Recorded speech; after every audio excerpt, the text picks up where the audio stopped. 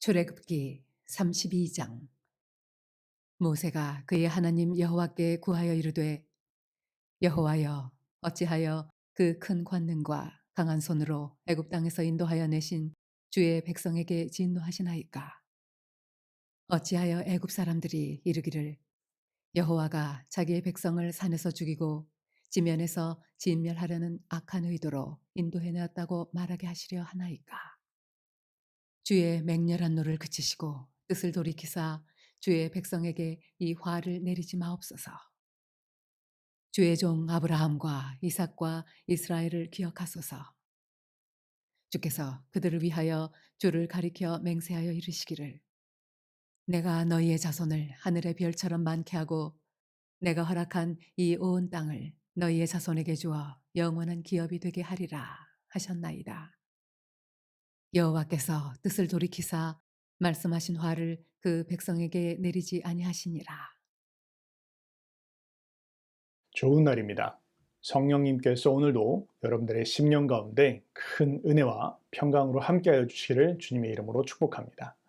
우리는 지금 하나님이 쓰시는 사람이라는 제목을 가지고 성경을 연구하고 있습니다. 성경 각 인물들의 삶을 통해서 그들의 삶의 모습과 또 그들의 어떤 삶의 특징, 또 그들의 성품, 그들이 내린 믿음의 결단, 이런 것들을 우리가 같이 살펴보면서 오늘날 우리가 하나님께 쓰임 받으려면 어떤 삶을 살아야 되는가, 이런 부분들을 같이 연구해 보고 있습니다. 여러분, 우리가 소돔과 고모라의 이야기를 잘 아실 것입니다. 여러분들은 어떻게 생각하십니까? 소돔과 고모라의 이야기가 우리에게 주는 교훈이 무엇이라고 생각하십니까? 아마 소돔과 고모라가 이야기하고 있는 것은, 그 도시의 멸망이 이야기하는 것은 그저 그 도시가 타락했기 때문에, 그 도시가 죄악이 관영하였기 때문에만은 아니라는 것을 우리는 잘 알 것입니다. 하나님께서 소돔과 고모라를 멸망시키신 직접적 원인, 그 이유가 무엇이었을까를 성경은 이렇게 이야기하고 있는데요. 바로 의인 10명이 없기 때문이다 라고 그렇게 이야기하고 있습니다. 무엇을 말합니까? 한 도시가 하나님 앞에 심판을 받는 이유는 그저 죄인이 많기 때문에, 죄가 관영하기 때문에가 아니라는 것입니다. 하나님께서 그 도시를 심판하실 수밖에 없는 이유는, 그것은 그 도시 가운데 하나님이 찾으시는 사람, 하나님이 쓰실 수 있는 사람, 하나님의 편에 선 의인이 없기 때문에 멸망당하는 것이다 라는 것을 명확하게 우리에게 이야기해 주고 있습니다. 바로 그것이 우리가 지금 이 하나님께서 쓰시는 사람, 하나님이 쓰시는 사람의 특징은 무엇인가를 살펴보는 이유가 되는 것입니다. 만약 우리 한 사람이 하나님 앞에 쓰임받을 수 있는, 또 하나님이 찾으시는 그 한 사람으로서의 삶의 모습들을 가져간다면, 그 모습을 우리가 사모하며 훈련해 나간다면, 하나님께서는 우리 한 사람을 통해서 우리가 속해 있는 나라와 민족, 우리의 공동체를 변화시키시고 또 회복시키실 수 있다라는 것을 성경은 우리에게 교훈해주고 있기 때문입니다. 자, 오늘은 우리가 모세에 대한 이야기를 살펴볼 텐데요. 우리가 지난주 모세에 대한 이야기를 살펴보면서 모세의 믿음의 결단에 대한 이야기를 살펴보았습니다. 이제 오늘은 그에 이어서 모세에 대한 이야기 두 번째, 중보자의 마음에 대한 부분들을 같이 한번 생각해 보기를 원합니다. 오늘 설교의 제목은 하나님과 백성 사이의 선자라는 그런 내용들을 가지고 한번 생각해 보기를 원합니다. 모세는요, 성경에서 중보자로서의 가장 탁월한 원형이자 또 모형이었다, 그렇게 이야기할 수 있습니다. 여러분, 제사장이라는 표현 아시죠? 라틴어로는요 폰티펙스 그렇게 부르고요. 또 영어로는 브릿지 빌더 그렇게 이야기합니다. 브릿지 빌더. 한국말로 이야기하면 다리를 놓는 사람이라는 뜻이죠. 다른 말로 이야기하면 제사장이라고 이야기할 때 제사장의 뜻은 하나님과 백성 사이에 다리를 놓는 사람이다 라는 것을 우리는 알 수 있습니다. 중재자, 중보자의 역할을 하는 것을 이야기하는 것이죠. 결국 하나님과 백성 사이에, 하나님과 사람 사이에 중재자의 역할을 하는 것은 오직 유일한 예수 그리스도, 우리 대제사장 되신 예수 그리스도 한 분뿐이십니다. 그러나 하나님께서는 구약 성경을 통해서 사람의 제사장, 사람인 제사장을 세우심을 통해서 앞으로 오실 그리스도의 모형을, 또 그림자를 보여주셨다는 것을 우리는 알 수 있습니다. 첫 번째 제사장은 바로 아론이었습니다.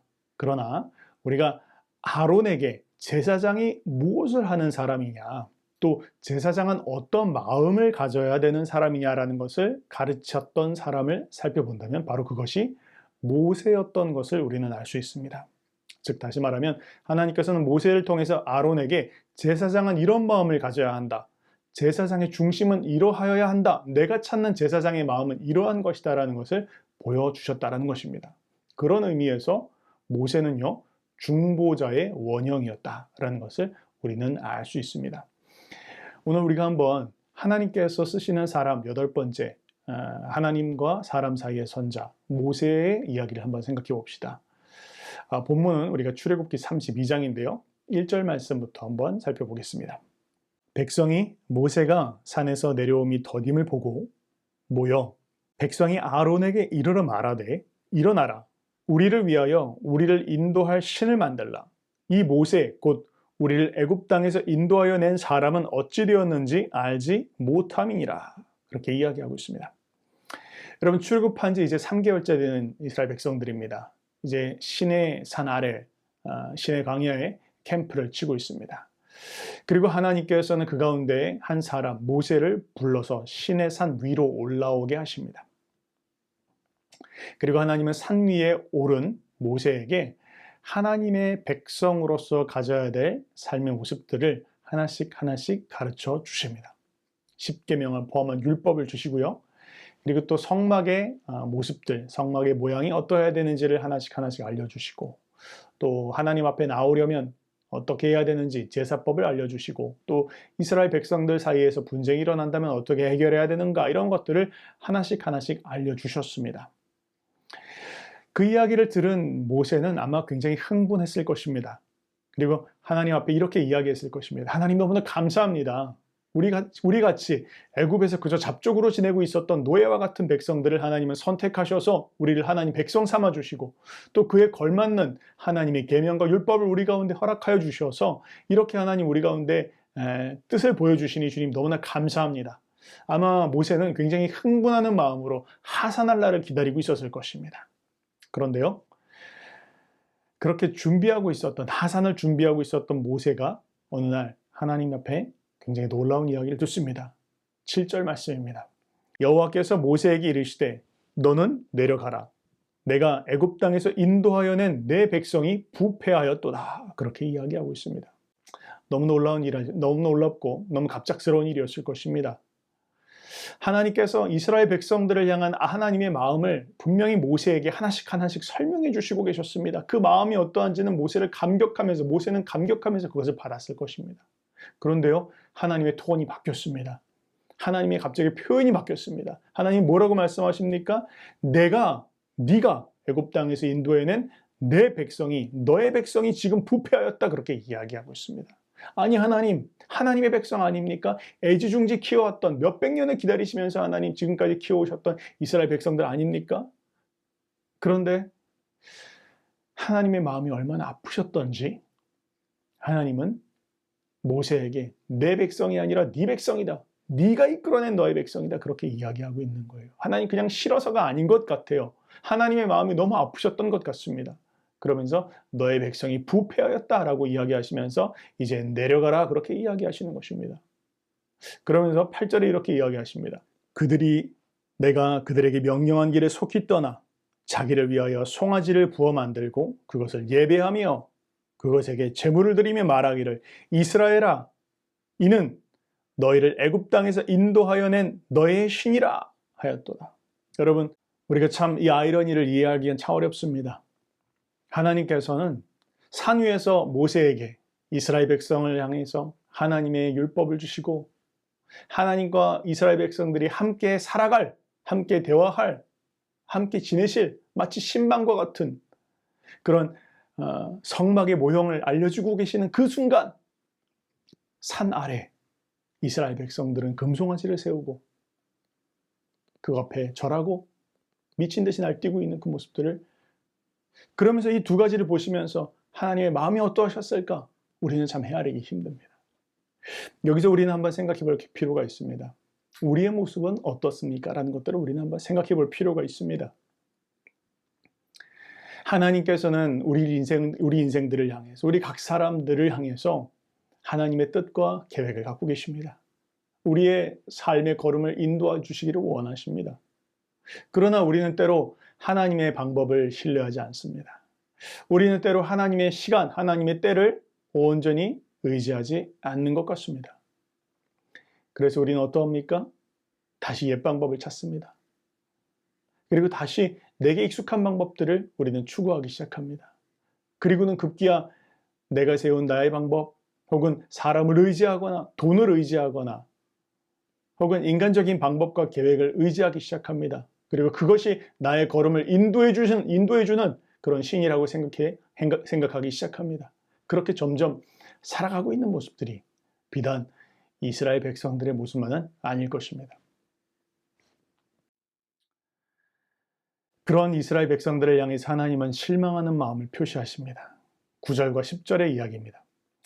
여호와께서 또 모세에게 이르시되 내가 이 백성을 보니 목이 뻣뻣한 백성이로다. 그런즉 내가 하는 대로 두라.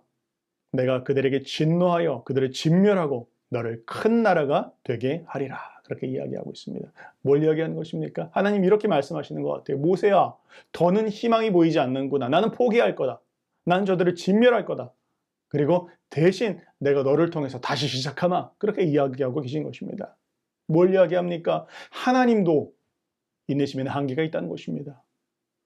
만약 우리가 완악한다면, 하나님 앞에 우리의 뜻을 꺾기를 거부한다면, 우리의 생각을 주장하기를 거부한다면 하나님은 촛대를 옮기신다는 것입니다. 네, 물론 하나님은 인내에 한이 없는 분이시죠. 하나님은 우리를 향해서 늘 기다리시고 또 하나님은 우리에게 늘 기회를 주시는 분 맞습니다. 그러나 만약 인간 편에서 계속해서 자기의 뜻을 꺾기를 거부한다면, 계속해서 완악한 자기의 생각들을 주장한다면 하나님께서도 그냥 그 뜻대로 그 생각대로 내버려 두신다는 겁니다. 그리고 하나님은 당신의 뜻을 이루기 위하여 촛대를 옮기신다는 것을 우리는 명심해야 할 것입니다. 그러나 이 본문에서 우리가 이야기하고 있는 중요한 한 가지가 있습니다. 그것은 무엇이냐면 하나님의 마음이에요. 하나님께서 모세에게 보여주고 계신 하나님의 마음입니다. 네, 산 위에서는 놀라운 하나님의 계획이 펼쳐지고 있고 산 아래에서는 이스라엘 백성들의 타락이 벌어지고 있습니다. 그리고 하나님의 진노의 말씀이 떨어졌습니다. 하나님의 심판, 하나님이 그들을 멸하실 것이다라는 것을 모세에게 말씀하셨습니다. 그런데 바로 그때 하나님께서 말씀하신 그 말씀 안에 하나님은 모세에게 보여주고 싶으신, 모세에게 알려주고 싶으신 그런 마음이 담겨 있었습니다. 그것은 무엇이었을까요? 주님 이렇게 말씀하십니다. 10절에 보면 내가 하는 대로 도와라 그렇게 이야기하고 있어요. 물론 우리가 꼭 이 말씀, 요 9절만을 통해서 우리가 볼 수 있는 건 아니지만 전체 맥락 속에서 우리가 볼 수 있는 것은, 여러분 이렇게 한번 생각해 봅시다. 하나님이요, 하나님 전능하신 하나님이십니다. 하나님은 결정하시면 이루실 수 있는 분이십니다. 누구한테 미리 설명할 필요도 없으시고요. 그냥 주권자로서의 행하시면 되는 것입니다. 그런데 왜 하나님께서 모세에게 굳이 이렇게 이야기하십니까? 모세야, 말리지 말아라. 내가 하는 대로 두어라. 그렇게 이야기하십니까? 이유가 무엇입니까? 마치 이렇게 이야기하시는 것 같아요. 모세야, 나의 원칙적으로, 나의 율법에 따르면 내가 저들을 진멸하는 것은 합당한 일이다. 그러나 모세야, 저들은 나의 백성이다. 저들은 나의 사랑하는 나의 자녀들이다. 난 저들을 사랑한다. 난 저들을 구원하기를 원한다. 그러나 그 용서의 조건을 충족시킬 누군가의 기도가 필요하구나. 누군가의 중재가 필요하구나. 마치 주님께서 이렇게 말씀하시는 것 같아요. 그런데 여러분 한번 보세요. 주님 이렇게 말씀하십니다. 9절입니다. 여호와께서 또 모세에게 이르시되 내가 이 백성을 보니 목이 뻣뻣한 백성이로다. 그런즉 내가 하는 대로 두라. 내가 그들을 진노하여 그들을 진멸하고 너를 큰 나라가 되게 하리라. 그렇게 이야기하고 있어요. 모세야, 내가 너를 큰 나라가 되게 해줄 거야. 우리 같으면 어떻게 할까요? 우리가 하나님께서 우리한테 그렇게 말씀하신다면 우리는 어떻게 하겠습니까? 하나님 참 잘 알아보셨습니다. 네, 맞습니다. 제가 참 그런 사람이죠. 그렇게 얘기 안 할 것 같죠? 그런데 한번 생각해 보니까요. 저도 한번 이 말씀을 묵상하는데 참 저도 그럴 것 같더라고요. 만약 하나님께서 참 말 안 듣는 사람들, 참 거역하는 사람들, 참 고집스러운 사람들 심판하시겠다고 하면 하나님 참 잘하셨습니다. 그렇게 하실 것 같습니다. 그렇게 할 것 같습니다. 그리고 하나님께서 대신 내가 너를 통해서 큰 일을 이룰게 라고 이야기한다면 아닙니다라고 이야기 못할 것 같습니다. 그런데요, 우리가 모세를 통해서 배울 마음이 있습니다. 모세가 하나님께서 그렇게 말씀하셨을 때 어떻게 반응하고 나가는지는 우리가 한번 생각해 볼 필요가 있습니다. 모세는요, 하나님의 마음 가운데 이스라엘 백성을 용서하시고자 하시는 하나님의 마음을 읽습니다. 하나님의 마음 가운데 있는 그 뜻이 무엇인지를 헤아려냅니다. 중보자의 마음으로서 하나님의 마음 가운데 하나님이 찾으시는 게 그저 나를 통해서 새 일을 이루시고자 하는 것이 아니라 하나님은 지금 하나님의 백성과 하나님 사이에 결렬된 틈에 서서, 갈라진 틈에 서서 그것을 위해서 구할, 중보할 한 사람을 찾고 계시는구나라는 것을 헤아렸다는 것입니다. 그렇습니다. 하나님께서는 지금 이 세상을 보시면서 하나님의 심판의 계획들을 보여주고 계시는지 모르겠습니다. 그러나 동시에 하나님은 한 사람을 찾습니다. 하나님이 찾으시는 그 한 사람은 중보자의 마음을 갖는 사람입니다. 백성을 위해서 하나님 앞에 설 자들입니다. 모세는 하나님의 마음을 읽고 하나님 앞에 나아가 하나님의 뜻을 따라 기도하기 시작합니다. 첫 번째, 이렇게 기도합니다. 11절 말씀입니다. 여호와여, 어찌하여 그 큰 권능과 강한 손으로 애굽 땅에서 인도하여 내신 주의 백성에게 진노하시나이까? 그렇게 이야기합니다. 뭘요? 어떤 부분들을 이야기하고 있습니까? 주의 백성에게, 어찌하여 애굽 땅에서 인도해낸 주의 백성에게 진노하시나이까? 그렇게 이야기하고 있는 것입니다. 뭘 이야기합니까? 모세는 하나님의 본성을 붙잡고 지금 중보하고 있습니다. 하나님은 이렇게 말씀하셨죠. 저 목이 뻣뻣한 백성, 너의 백성, 네가 애굽에서 인도하는 너의 백성이다 라고 지금 주님이 이야기하고 계셨어요. 그런데요, 모세가 이렇게 이야기하는 거예요. 하나님, 목이 뻣뻣한 백성이라고요? 저의 백성이라고요? 아니요, 하나님, 제 백성이 아니라 하나님의 백성입니다. 하나님이 선택하신 백성들입니다. 비록 죄인이었고 저들이 연약할 때 하나님 선택하신 것 아니십니까? 우리가 참으로 무능하고 참으로 먼지와 같은 그런 존재일 때 하나님은 저들을 보시고 긍휼한 마음을 품으셨지 않습니까? 그리고 저들을 용서하시겠다고, 저들을 사랑하시겠다고 결단하지 않으셨습니까? 그 마음을 하나님 기억하셔야 됩니다. 하나님, 그렇게 하나님께서 저들을 선택하셨고 저들의 하나님이 되시기로 하나님 결정하지 않으셨습니까? 하나님의 본성은 사랑 아닙니까? 하나님의 본성은 저들을 향한 용서하는 마음 아니십니까? 모세는 그 하나님의 마음에 호소를 합니다. 이스라엘 백성들을 향한 마음을, 하나님의 본성을 하나님 앞에 나아가 기억하고, 하나님, 저들을 용서하시는 것이, 저들을 사랑하시는 것이 하나님의 본성입니다. 하나님, 그러니 저들을 용서해 주십시오. 다시 주님 앞에 나가 기도하더라는 것입니다.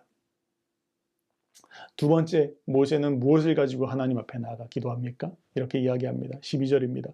어찌하여 애굽 사람들이 이르기를 여호와가 자기 백성을 산에서 죽이고 지면에서 진멸하려는 악한 의도로 인도해내었다고 말하게 하시려 하나이까? 주의 맹렬한 노를 그치시고 뜻을 돌이키사 주의 백성에게 이 화를 내리지 마옵소서. 그렇게 이야기하고 있습니다. 뭘 이야기하는 것입니까? 모세가 무엇을 붙들고 이야기하는 것입니까?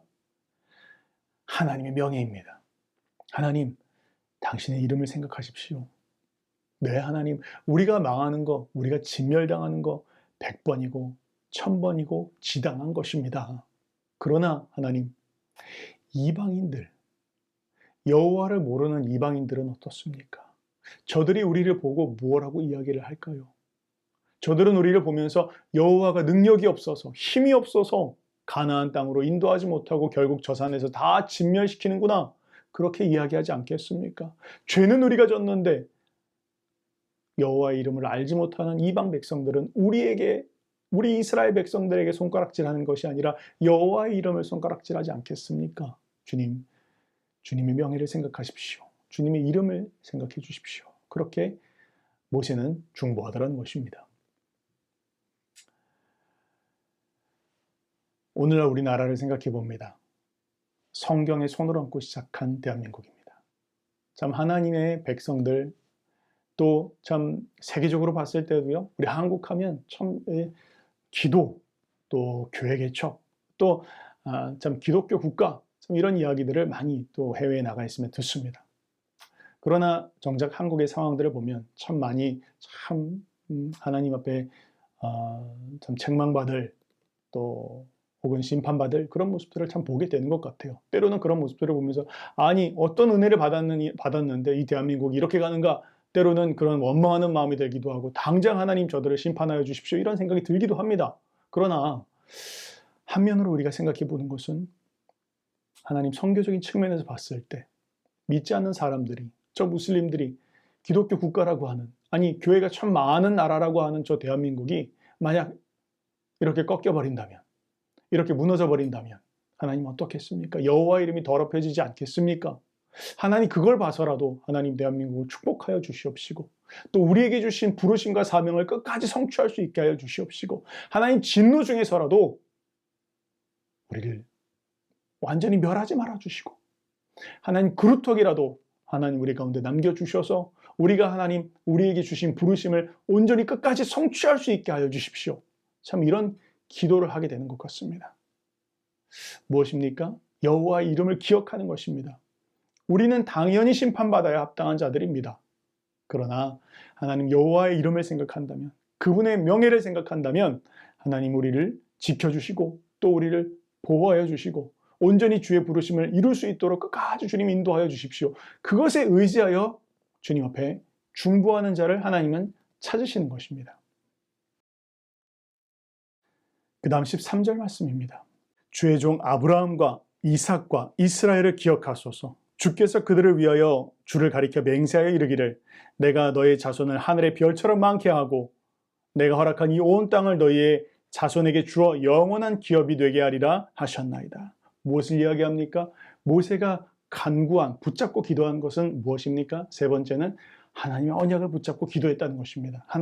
하나님께서 약속한 백성들 아닙니까? 하나님 저들에게 분명히 하늘의 별처럼 많은 민족이 되게 할 것이다 말씀하셨고, 그들에게 약속한 땅까지 주님 인도하신다 말씀하셨고, 그 땅을 주리라 약속하지 않으셨습니까? 하나님 그 약속을 기억하여 주십시오. 왜 그 언약을 깨려 하십니까? 이렇게 모세는 하나님 앞에 기도하였다는 것입니다.